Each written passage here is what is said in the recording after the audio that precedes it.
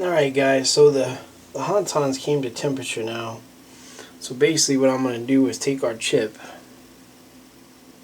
put it on here. My fingers have just kind of gotten used to being burned.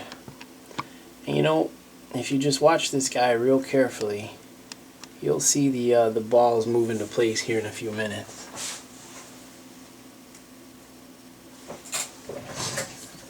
This is the real benefit to doing it this way, because like I say, you don't risk burning the chip up. Now just so you guys know, this isn't a chip I'm actually going to reball with. I know you probably see some scratches and a couple of scrapes and stuff. This is just the extra chip that I had sitting around that I thought that I would film with for you guys.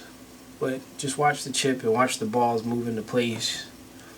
You won't see any merges or any kind of crazy stuff going on. It's just all business.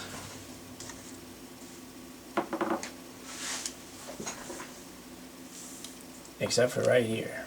And you got one ball that I knocked off with my hands.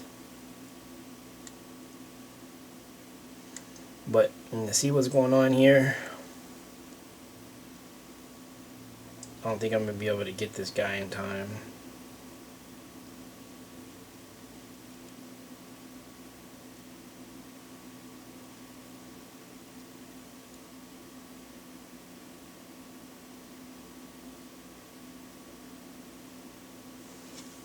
There you go.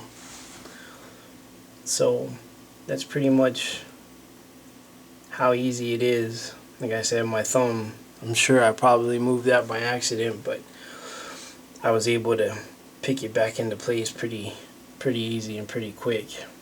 So this guy is probably the easiest way to reball you'll ever come across.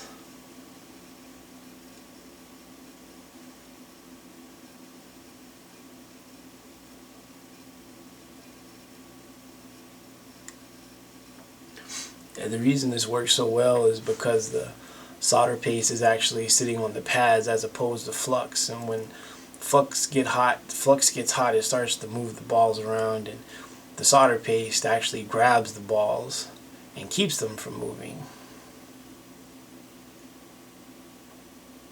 So, except for that one little incident, you see how easy this is as opposed to using a hot air stencil or a heat direct stencil in the hot air wand. I mean, it just makes life so much easier reballing.